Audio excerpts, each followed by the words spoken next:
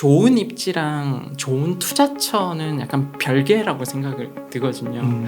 지금 이 상황에서 투자를 해야 되는 거는 또 다른 관점이라고 생각이 들거든요. 그래서 사실 지식산업센터도 서울의 성수동, 문정, 영등포 입지가 가장 좋아요. 가장 좋지만 조금 외곽 쪽으로 빠진 곳,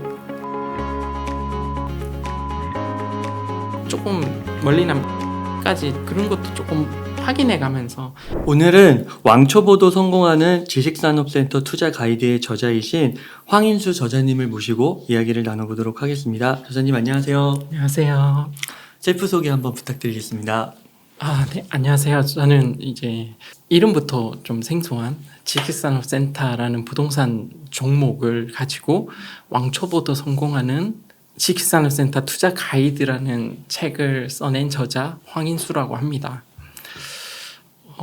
저는 이제 대기업에서 약 17년간 그 직장 생활을 하다가 결국 월급은 좀 일시적이고 그리고 어떻게 보면 내 일이 아닌 남의 일을 하고 있다는 생각이 좀 들어가지고요.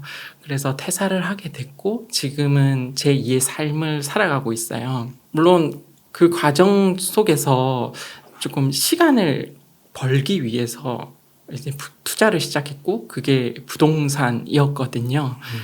그래서 지금은 이제 1인 기업가로서 투자도 하고 있고 부동산 코칭 그리고 저자로서 이제 이의 삶을 살아가고 있어요.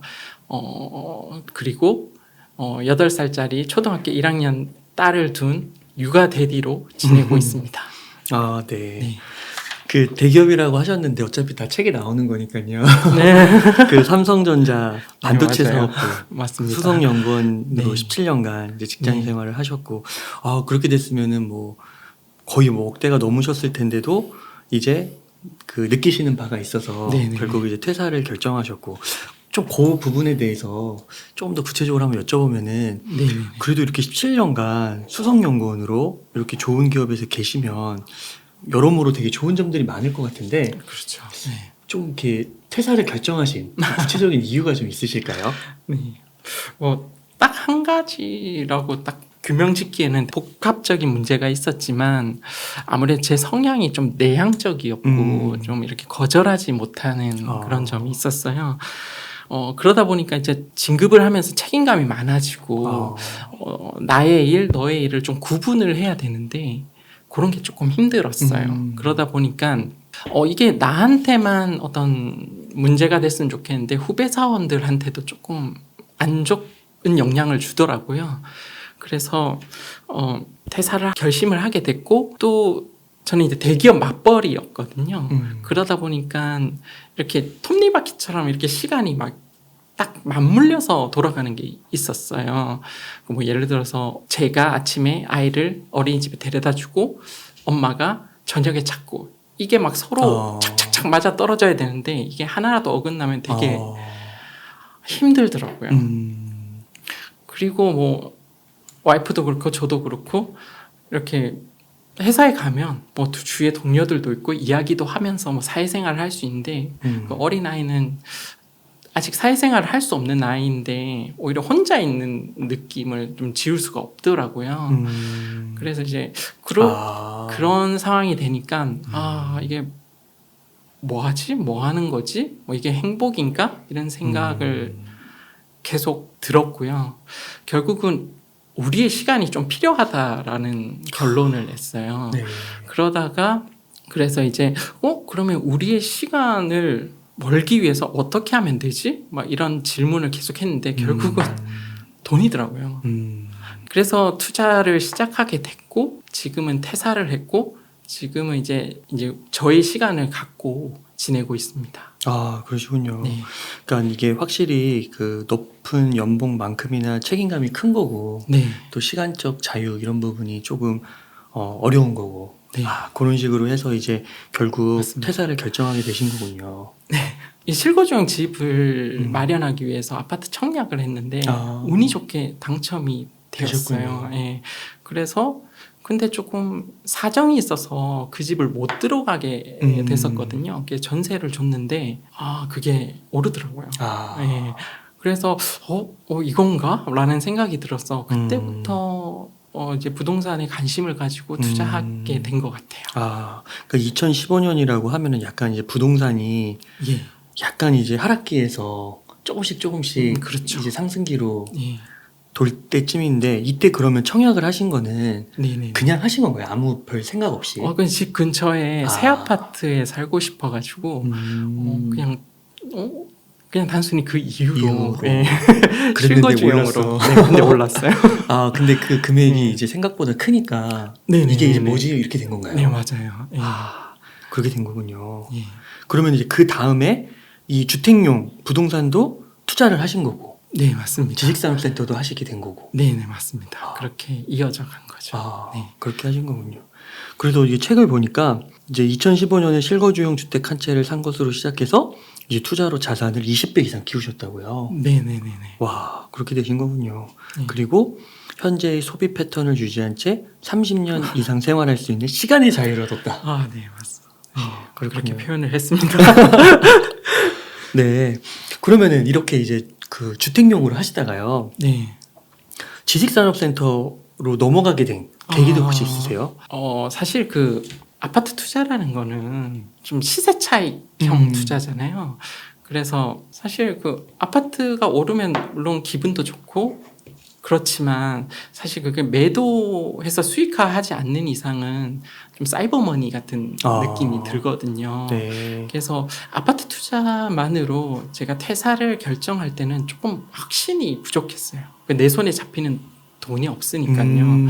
그래서 찾기 시작했어요. 그러다가 이제 지식산업센터를 알게 됐고, 이제 지식산업센터는 수익형 부동산이기 때문에 거기서 월세라는 현금을 확보할 수 있었어요. 그래서 그걸 통해서 이제 이제 현금이 내 손에 들어오는구나 라고 생각을 해서 퇴사를 이제 결정할 수 있는 계기가 되었던 것 같아요. 조금 이 방송을 들으시는 분들이 이제 아주 디테일하게 들어가면 분명히 이해할 수 있는 면이 있을 것 같은데 네. 이렇게 신문 기사나 요즘 분위기를 보면은 이거 부동산 투자해도 괜찮은 건가? 특히 수익형인데 금리가 네. 또 이렇게 오르는데 이게 대한 좀 걱정이 있으실 수 있을 것 같거든요. 네, 좀 어떻게 생각하세요? 충분히 할 수 있어요. 왜냐하면 지금 아파트도 많이 식어가고 있고요. 그리고 저도 사실 이렇게 식을지 전혀 몰랐거든요. 아, 그러세요? 예, 몰랐어요. 어떻게 보면 내부적인 영향보다는 그 외부적인 영향, 그 금리가 오르는 것 같은 그런 것 때문에 이게 이렇게 막 갑자기 확 바뀔지 전혀 몰랐고요. 사실 수익형 부동산이 아파트보다 금리의 영향을 사실 더 받거든요. 그래서 사실 지식산업센터도 2020년부터 이렇게 좀 매매가가 많이 올라갔어요. 올라간 데다가 이제 금리까지 올라가니까 사실 서울이라든지 경기도 주요 입지에 이제 지식산업센터는 월세 수익으로 접근하기가 조금 힘든 상황이 되었거든요. 근데 그래도 저는 좀 전략적으로 갈 필요는 있다라고 생각이 들어요. 예를 들어서 아직도 뭐 경기도에 있는 지식산업센터를 찾아보면 수익률 10%까지 나오는 게 있거든요. 그래요? 네. 그래서 이런 금리 인상 시기에서는 그런 수익률 측면으로 좀 접근을 했다가 만약에 외부적인 영향이 좀 거치거나 좀 흐름이 왔을 때 좀 좋은 입지로 이렇게 변경하는 것도 좋은 전략이라고 저는 생각합니다. 아까 말씀해 주실 때 좀 궁금했던 게 그 2015년부터 그 네. 부동산 투자하실 때 광역시도 투자하셨다고 했잖아요. 네네네. 그러면은 그 5대 광역시 그런 쪽 말씀이신 네, 거죠? 맞습니다. 그때는 이게 투자를 할 때 갭으로 투자를 그쵸, 갭 투자죠.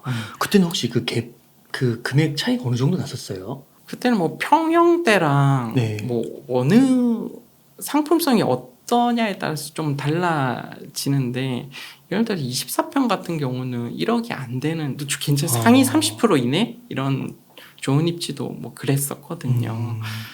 예, 그때는 사실 또 어떻게 보면 지금도 항상 그렇잖아요. 지금도 너무 비싼 거 아닌가? 막 이런 생각이 드는데 결국 지나서 보면 아니잖아요. 그래서 그때는 뭐 그 정도로 했던 것 같아요. 그렇군요. 1억 이내로 광역시. 예, 예.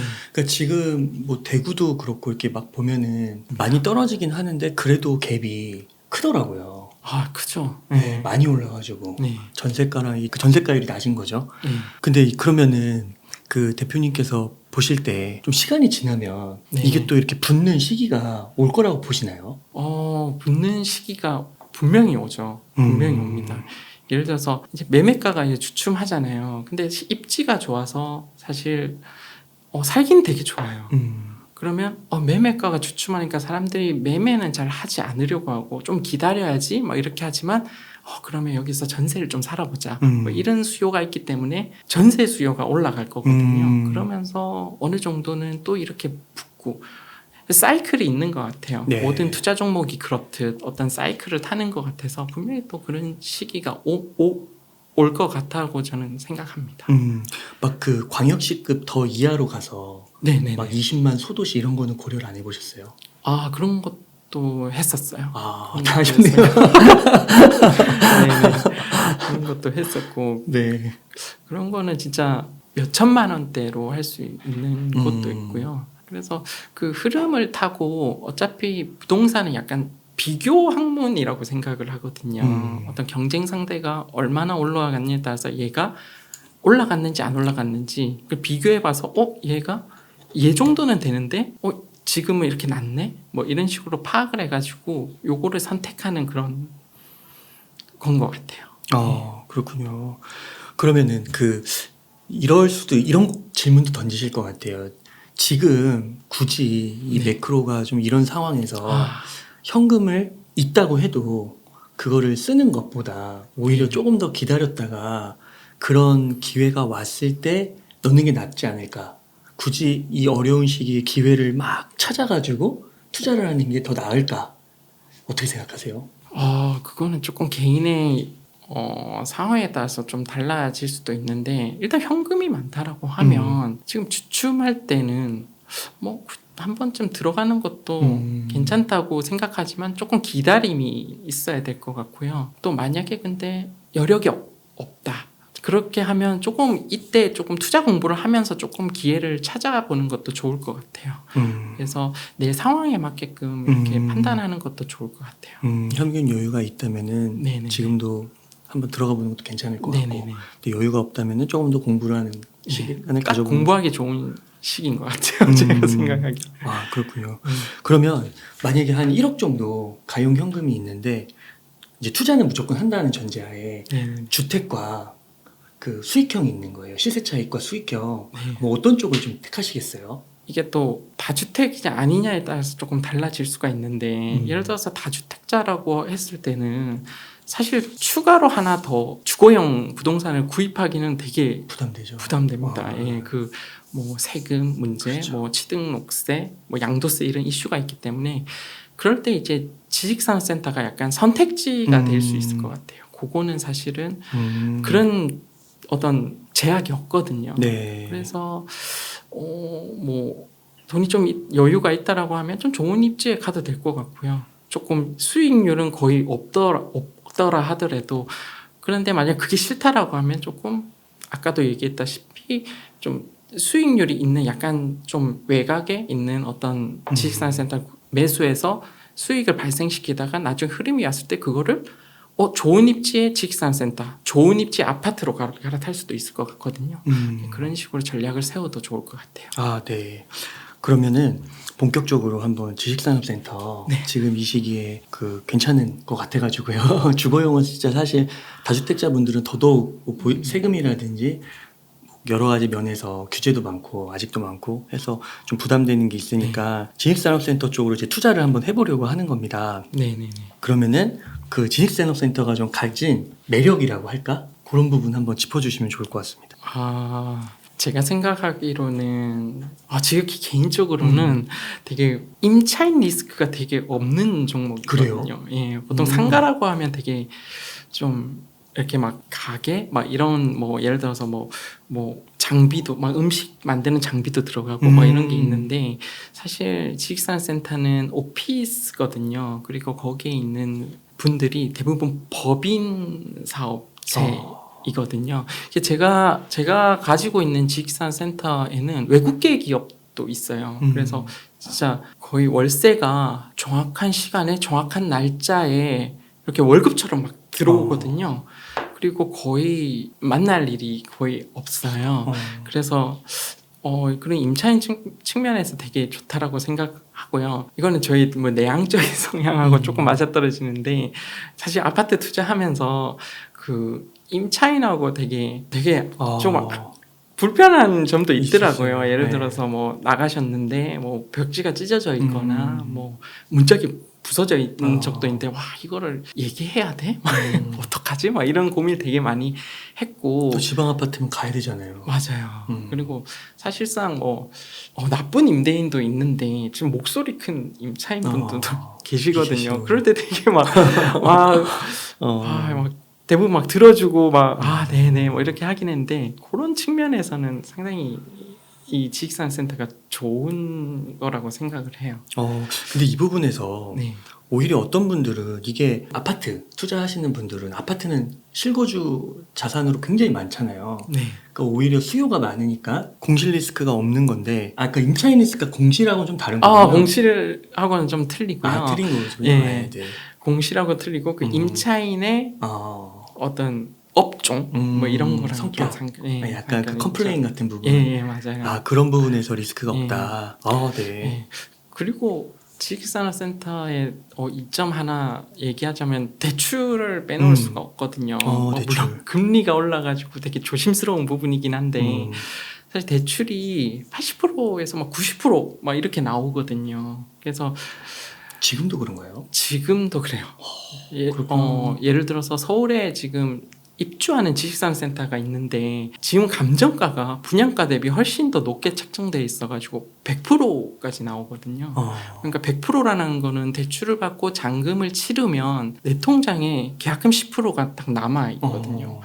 그래서 대출이 되게 잘 나오는 종목이라서 어떻게 보면 실투급을 조금 투자자가 목표가 그거잖아요. 최소의 이제 실제 투자금으로 이제 이익을 수익률을 보는 건데 그런 측면에서는 조금 유리하지 않나 싶습니다. 네.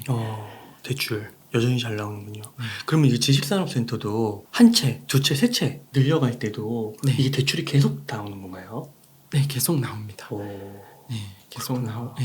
이게 명의를 개인 사업자로 할 수도 있고 법인 사업자로 할 수 있는데 그게 따라서 조금 달라지긴 하겠지만 채수와 상관없이 계속 그 담보가 생기기 때문에 계속 나온다라고 보시면 될 것 같아요. 수요 측면에서 지금 지식산센터는 오피스이기 때문에 사실 경쟁 상대가 아파트가 아니거든요. 그 인근에 있는 어떤 빌딩에 있는 오피스, 뭐 꼬마 빌딩이 될 수도 있고요. 그런 곳에 오피스와 경쟁을 하는데 사실 그 꼬마 빌딩의 평당가를 보면 어마어마하게 올랐어요. 어마어마하게 올랐는데 지식산센터보다 훨씬 급하게 올랐거든요. 그런 측면에서는 또 가격 측면에서 아직도 지식산업센터가 여력이 있다라고 보여지고요. 그리고 최근 뉴스를 보면 그 서울하고 뭐 판교 이런 데서 오피스 공실이 많이 줄었다라고 이야기가 나오고 뭐 상가였던 건물에 뭐 IT 업체가 들어간다는 둥 뭐 그런 기사를 접할 수 있거든요. 그래서 이런 것만 봐도 아직 오피스에 대한 수요는 좀 살아있다라고 생각합니다.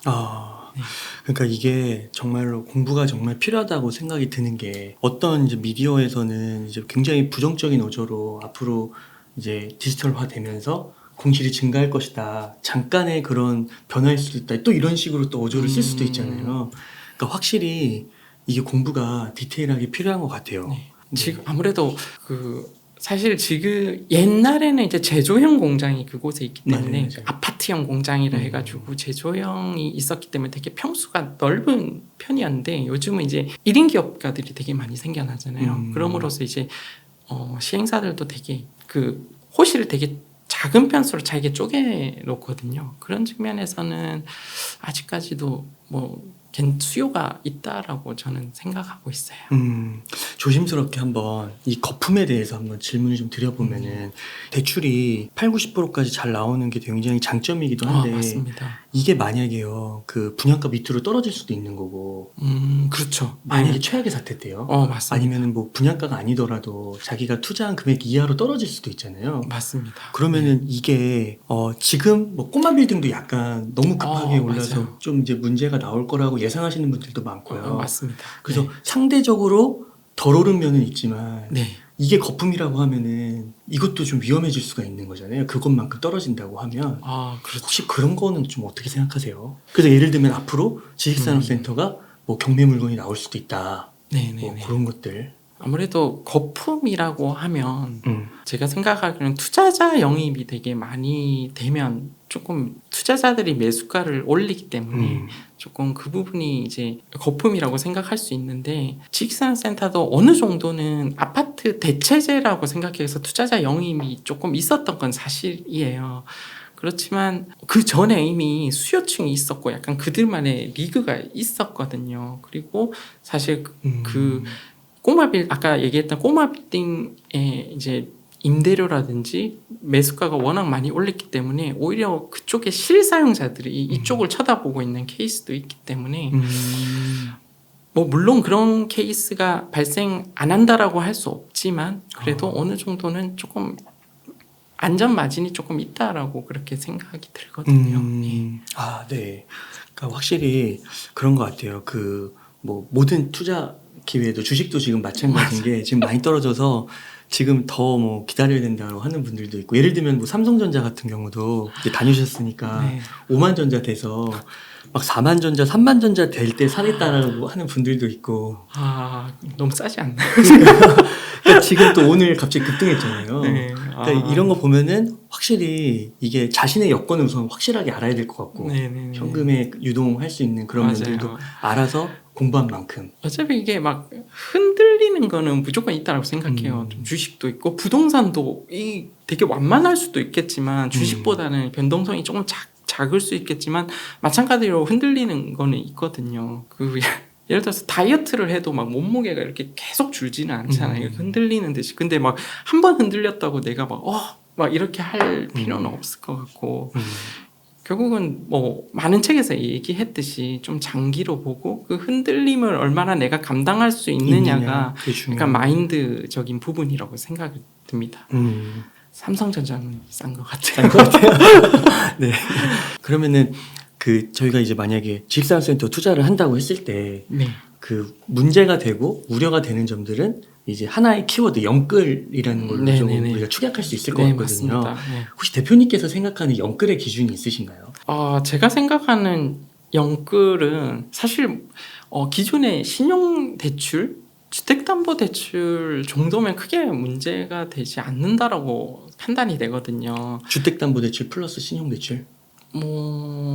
네, 그렇게 해도 크게 문제 되지는 않는다라고 생각을 하는데 네. 좀 구체적으로 얘기하면 담보대출 같은 경우는 내가 원하는 타이밍에 매도를 해서 갚을 수 있는 정도의 담보대출이라고 하면 크게 문제되지 않는다라고 보여지는데 아무래도 아시다시피 대출이라는 게 어떤 부동산에서는 되게 레버리지로 중요하다는 것은 다들 아실 거예요. 그런데 이제 미래 수익률만 쫓아가서 지금 나의 현 상황을 제대로 못 보는 경우가 많거든요. 사실 뭐 좀 어려운 부분이긴 하지만 뭐 예를 들어서 최근에 연준도 미국의 연준도 그 예측을 막 이렇게 바꾸잖아요. 올해 초만 해도 막 인플레이션이 일시적이라고 했는데 지금 완전 태세를 바꿨잖아요. 그것도 어떻게 보면 돌발 상황이라 볼 수 있는데 만약 미래 수익률만 보고 그런 걸 뭐 예를 들어서 카드 대출, 보험 약관 대출을 다 끌어가지고 이제 내 상황을 체크하지 않고 몰빵을 했다라고 하면 이런 돌발 상황이 났을 때는 제가 할 게 없어져 버리거든요. 그래서 그런 거는 조금 피했으면 좋겠어요. 결국 한 방에 승부를 보겠다. 이런 거는 조금 제가 생각하는 영끌에 속한다고 그렇게 생각합니다. 그러니까 그런 생각도 좀 드는 것 같아요. 이제 대표님 같은 경우는 좋은 직장이 있으셨잖아요. 네네. 그리고 연봉이 높으셨잖아요. 네네. 그러면 사실 대출도 뭐 이자가 많이 올랐다 해도 네네네. 여유가 많잖아요. 네네네. 그렇죠. 그러니까 그런 면까지도 좀 고려해서 네네네. 대출을 활용하면은 괜찮을 것 같다는 생각도 들고요. 네, 근데 맞습니다. 너무 근데 본업이나 이런 부분이 좀 분명하지 않고 월 정기 소득이 좀 그렇지 않은데 맞습니다. 갑자기 진짜 한 방을 노리게 되면은 그거는 금방 흔들릴 수도 있는 것 같고. 맞습니다. 그래서 음, 자기가 어떤 상황인지를 음, 오히려 수익률보다 내가 음. 어떤 상황인지를 먼저 체크하는 게 더 중요하다고 생각하거든요. 사실 내 자산이라든지 내 현금 흐름을 알아야지 투자를 할 수 그렇죠, 있거든요. 그렇죠. 은근히 그것도 제대로 체크 안 하면서 사실 막 하시는 분들을 많이 봤거든요. 음, 자꾸 몸무게 얘기를 하는데 그 뭐 다이어트를 시작하는데 그 몸무게 모르고 하는 거랑 똑같다고 생각이 들거든요. 그래서 대출도 그 한 부분이라고 생각을 합니다.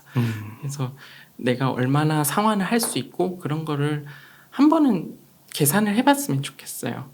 그거를 이제 돌발 사항이 뭐 예측하지는 못하겠지만 어느 정도 최소한 마진을 두고 예를 들어서 뭐 월급의 한 50% 정도만 하겠다. 뭐 이런 식으로 했으면 좋겠어요. 그래서 영끌은 저는 좋지 않은 방법이라고 생각을 합니다.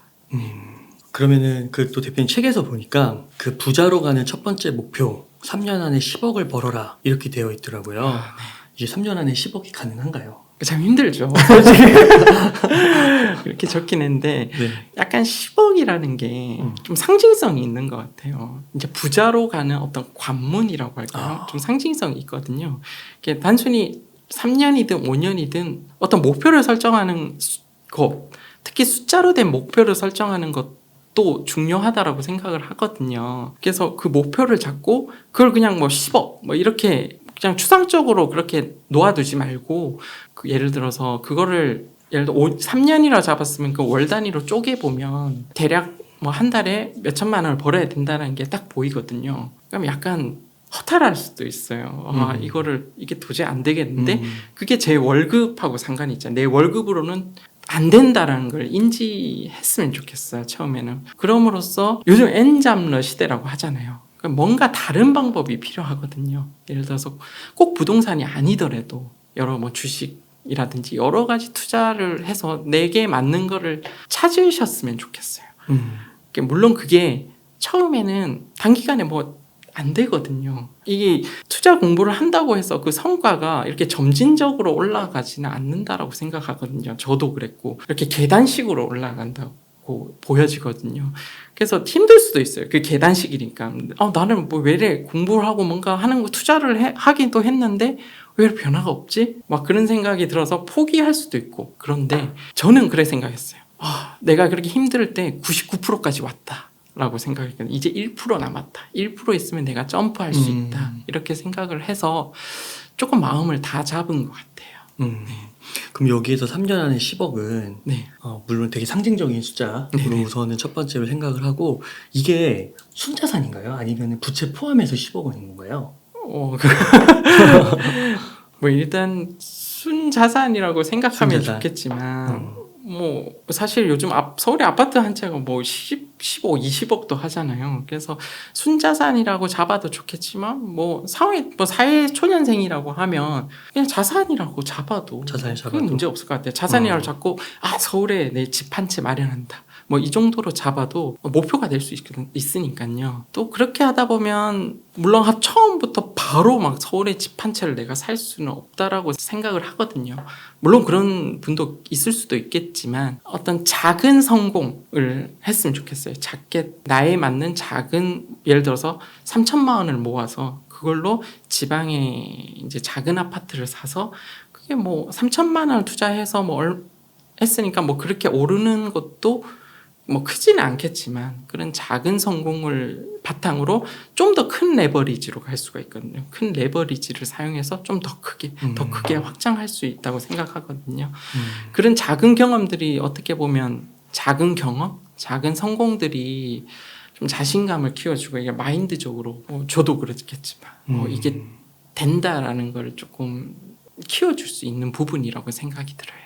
3천만 원으로 시작을 할 수 있다고 보세요. 저는 할 수 있다고 생각해요. 지금도. 네. 네. 그러면 지금 3천만 원을 만약 모았습니다. 네. 그러면은 이제 서울은 조금 어렵고. 어렵죠. 사실 아파트도 그렇고 지식산업센터도 사실 뭐 분양권 같은 경우는 3천만 원을 할 수 있는 곳이 있거든요. 아, 서울에 예, 있어요? 서울에는 좀 힘들어요. 네. 서울은 힘들고 음. 이게 평수를 조금 양보해야 되고 뭐 그런 게 있지만 물론 좋은 입지 뭐 좋은 상품성은 아니더라도 그런 걸 투자함으로써 좀 경험이 중요한 것 같아요. 그런 경험을 쌓음으로써 이제 앞으로 나아갈 수 있는 성장할 수 있는 어떤 발판이 되지 않을까 그렇게 합니다. 사실 3천만 원부터 시작해야지 나중에 뭐 10억까지 갈 수 있는 거거든요. 처음부터 바로 10억까지 갈 수 없고 그래서 그런 측면에서는 내가 맞는 또 3천만 원이 사실 딱 3천만 원을 처음에 딱 있으면 어떻게 보면 사회초년생이 3천만 원을 모았으면 사실 소비를 좀 극도로 아꼈을 수도 있거든요. 그래서 3천만 원 딱 모아지면 약간 고민이 될 거예요. 거기서 투자로 할 것인가? 아 이때가 힘들었는데 약간 소비 쪽으로 갈 것인가? 차 한 대 빼고. 맞아요. 그런 생각을 딱 하는데 그것도 어떻게 보면 문턱이라고 생각하거든요. 그거를 내가 어떤 생각으로 투자 쪽으로 딱 넘길 수 있는지 그것도 엄청난 큰 성장이라고 생각하거든요. 그래서 그 3천만 원이 결국 이제 10억까지 가는 거고 그렇게 성장할 수 있다고 저는 생각을 합니다.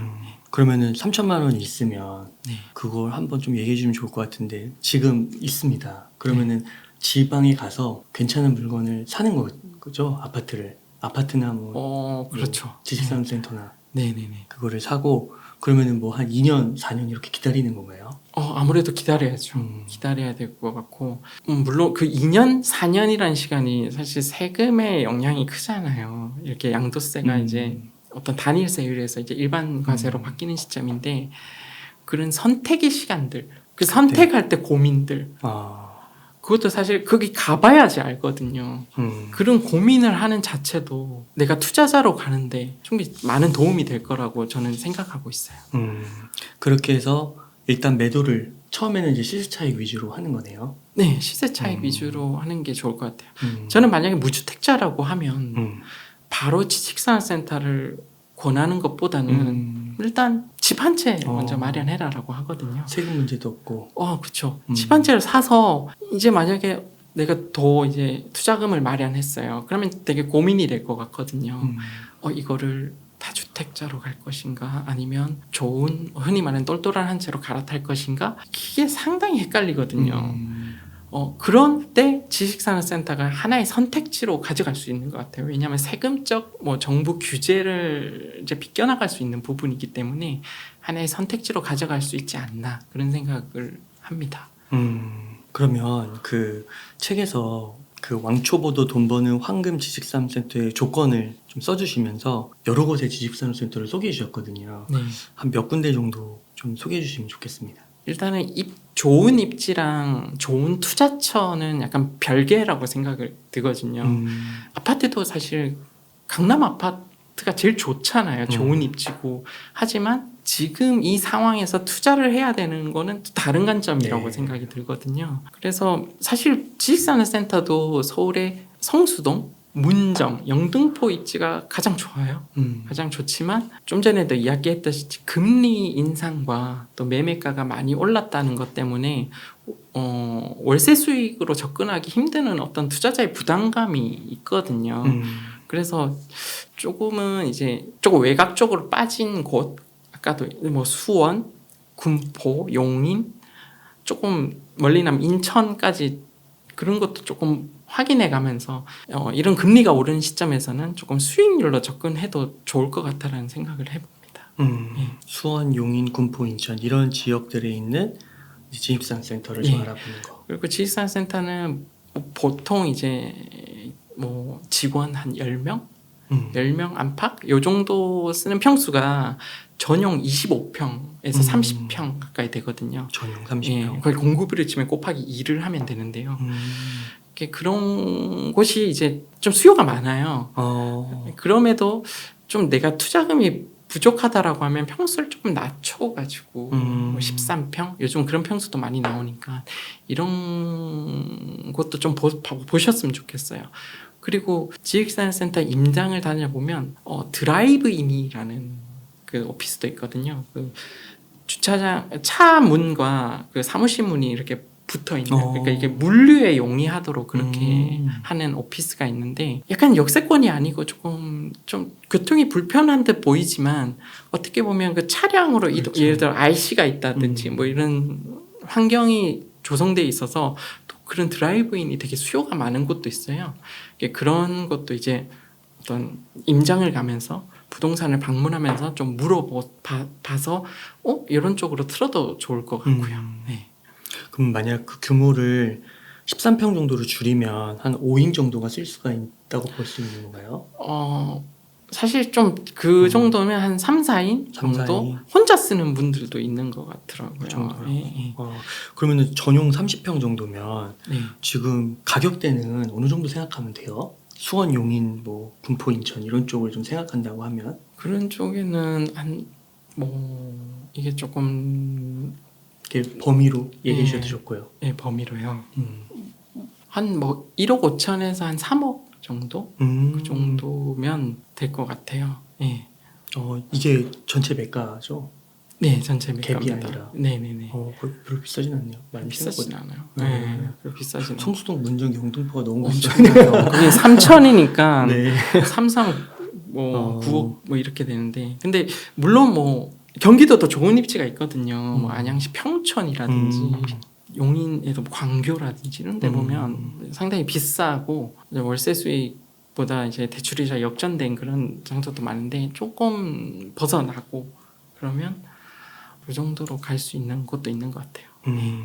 혹시 그 지식산업센터도 그 핵심지 성수동, 문정, 영등포 이제 여기만 희망하시는 분들도 있을 수 있으니까 네네. 여기도 가격이 좀 흔들릴 수 있다고 보세요? 앞으로 주택처럼? 사실 지금도 살짝 멈춰 있다라고 생각이 들거든요. 금리 때문에. 그렇구나. 금리가 오름으로써 투자자의 유입이 조금 줄어든 것 같아요. 그래서 그런 부분에서는 조금 멈춰져 있지만 어떻게 보면 또 투자자 입장에서는 또 이게 또 어떻게 보면 기회가 될 수 있는 부분이기도 하고 그래서 또 상황에 맞게 조금 고려하는 부분도 있을 거라고 생각해요. 네. 지금 그 대출을 네네. 받으면 금리가 좀 어느 정도로 받을 수 있어요? 잘 받으면? 지금 한 4.5% 정도. 4.5%잘 받네요. 그래도 막 엄청 높진 않네요. 네, 4.5%에서 약간 5% 사이인데 사실 올해 초만 해도 한 3% 초반이었거든요. 사실 그것도 높다라고 처음에 생각했었는데 완전 지금은 적은 시대를. 4.5. 그래서 그렇죠. 확실히 수익형 부동산은 금리에 좀 영향을 받긴 하는 것 같습니다. 그 주택은 막 요즘에 6%, 7%, 8%까지도 얘기가 나오잖아요. 그쵸. 그거보다는 저렴한 걸까요? 그거보다는 조금 더 좋은 것 같아요. 아무래도 사업자한테 가는 대출이기도 하고 혜택이 있는 거구나. 예, 그래서 조금 더 낮은 것 같아요. 제가 생각해도. 그럼 만약에 금리가 주택으로 따지면 막 9% 보고 어떤 분들은 10%까지도 네. 보더라고요. 그럼 이것도 한 6%막 이렇게 그렇게 갈 수도 있을 것 같아요. 아무래도 연동돼서 가겠죠. 예. 그러면은 그때는 좀 조심할 필요도 확실히 있다라고 보시는 거죠. 그렇죠. 아무래도 그때는 좀 좋은 입지는 확 역전이 돼. 점점 그 대출 이자가 더 커지고 월세는 사실 상가 임대차법으로 이렇게 올릴 수 있는 급하게 못 올리거든요. 만약에 공실이 되면 좀 급하게 올릴 수는 있는데 그래서 그런 부분에서 이제 계속 이제 들어오는 것보다 내가 나가는 게 많으니까 그렇죠. 그런 부분에선 조금 고려를 해야 될 시점이 아닐까 그렇게 생각을 합니다. 사실 저 또한 되게 내향적인 성향의 투자자였거든요. 그래서 부동산 투자를 했을 때 엄청 느렸어요. 사실 뭐 안 그러신 분도 되게 많았지만 부동산 그 중개소 앞에서 되게 서성이다.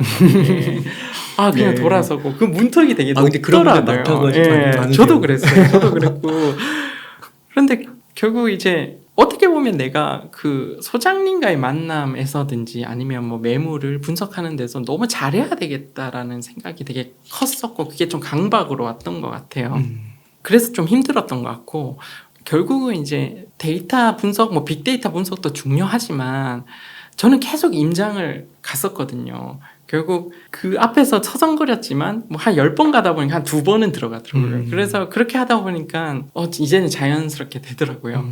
그렇게 하면서 이제 지식산업센터로 제가 다시 전향을 해서 이쪽 투자를 할 때도 또 똑같더라고요. 또 여기서 막 서성이다가 들어갔는데 앉으라는 소리도 안 해서 그냥 서서 이야기한 적도 있고 네. 막 그래서 저도 엄청 느린 사람이었거든요. 그래도 계속 꾸준히 하고 처음부터 잘할 수 없다는 생각을 계속 하니까 그게 또 되더라고요. 그래서 어떻게 보면 이제 지금 시작하시는 분들도 있을 건데 조금 남들하고 비교하면서 조급해할 필요는 없을 것 같아요. 계속 꾸준히 하고 또 사람마다 속도가 다 틀리거든요. 그 속도를 인정하면서 계속 하다 보면 결국은 이제 내가 목표치에 근접할 수 있다라고 저는 생각합니다. 아, 네. 말씀해주신 대로 지금 바로 막 뭔가를 결정하라는 게 아니라 살아는 게 아니라 맞습니다. 충분히 공부가 되고 또 익숙해지고 그렇게 하다 보면은 느리더라도 그런 맞습니다. 성숙한 시기는 언젠간 올 것이고 네. 그때 이제 의사결정을 잘하면 되니까요. 네네.